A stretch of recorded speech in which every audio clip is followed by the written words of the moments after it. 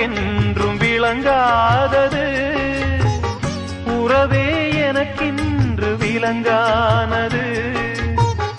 அடடா முந்தானை சிறையானது, இதுவே என் வாழ்வில் முறையானது.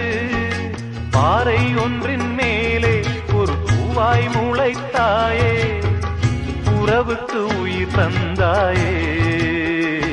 நானே எனக்கு நண்பன் இல்லையே, உன்னால் ஒரு சொந்தம் வந்ததே. என்னைத்தானே தஞ்சம் என்று நம்பி வந்தாய் மானே, உயிர் பூவெடு